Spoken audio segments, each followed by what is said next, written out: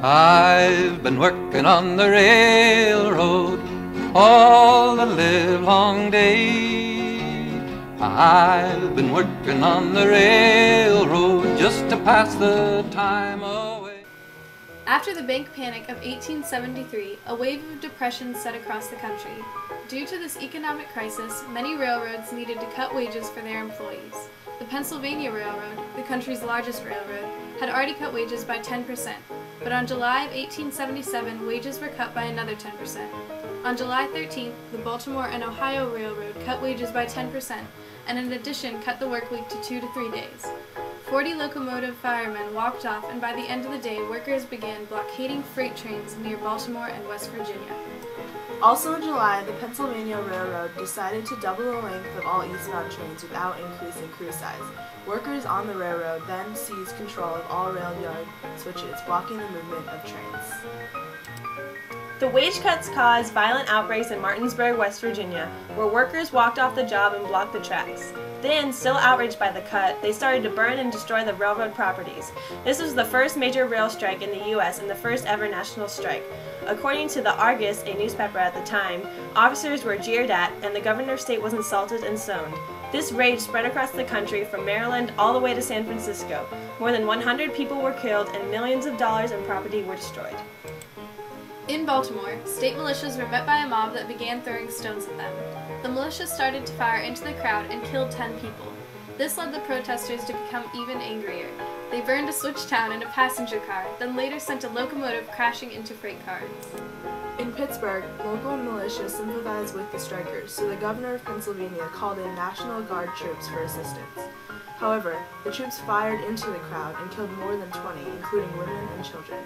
Afterwards, the angry rioters chased out the troops and set fire to the city, causing millions of dollars worth of damage. The strike spread to Chicago, where workers on the Michigan Central Railroad followed the example of strikers in the East. Militiamen again attacked, killing many. In St. Louis, the strike continued on the Missouri Pacific Railroad. At the same time, the Working Men's Party organized several meetings. Color became irrelevant during the strikes, as well as railroad workers united for a single cause. At one of the meetings, a black man rose and shouted to the crowd, "Will you stand to us regardless of color?" To which the crowd responded, "We will!" Strikers were mainly disgruntled railroad workers, many of whom were immigrants. Later on, they were joined by coal miners who sought safer working conditions as well as higher wages. During the strike, there was little union participation, although the Brotherhood of Locomotive Engineers did have some involvement. Additionally, the Working Men's Party was largely influential in St. Louis and Chicago. Native-born Americans, including nativists, blamed much of the violence on foreign agitators. Many citizens sympathized with the strikers. After the strike in Baltimore, new waves of strikers and sympathizers spread, including large groups in St. Louis and Chicago, where the Working Men's Party organized gatherings. From West Virginia and Baltimore, the strike spread to include railroad workers from across the country. They were striking in an attempt to get better wages. In the beginning, the railroad companies held all the power as they set wages and salaries and cut jobs. The railroad workers tried to obtain power from the companies by striking, and they were successful to a point.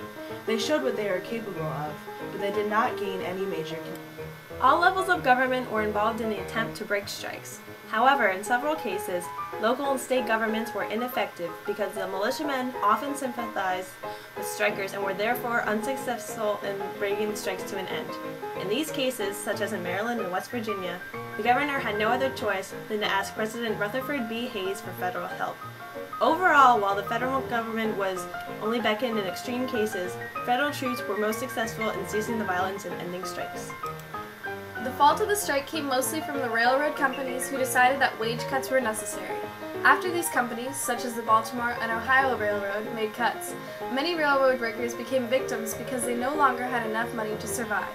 While strikers occasionally instigated militiamen, such as in Baltimore, many times the militia shot into crowds. This led to hundreds of deaths over a 45-day strike. In the end, social justice was not granted to all of the participating railroad strikers. In many cases, bosses of railroad companies prevented the workers from having the upper hand.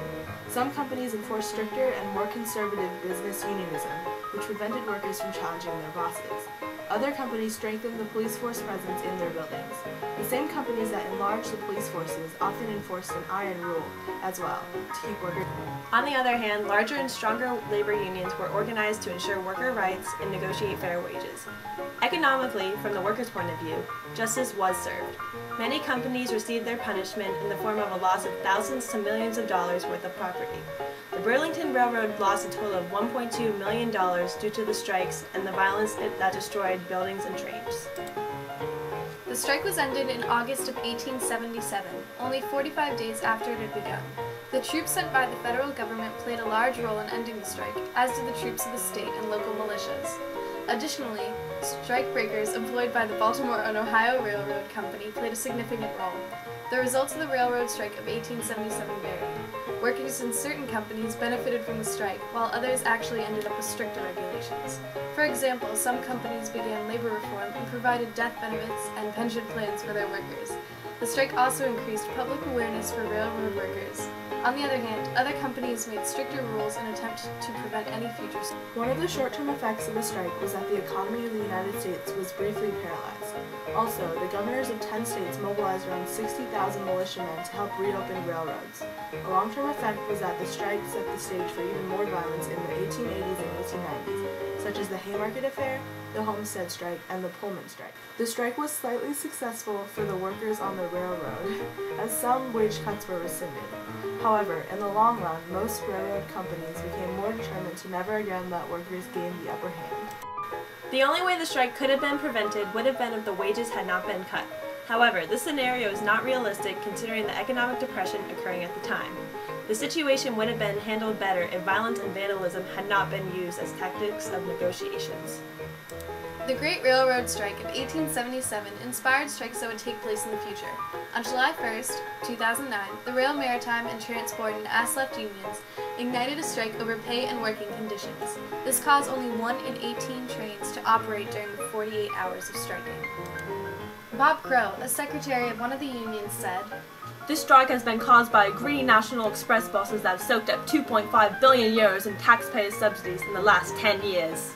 This parallels the ideas of many strikers and sympathizers during the railroad strike in 1877. The strikers requested a 2.5% pay raise, a 4-day work week, as well as a 4% increase on train drivers. We'll be singing when we're winning. We'll be singing. I get no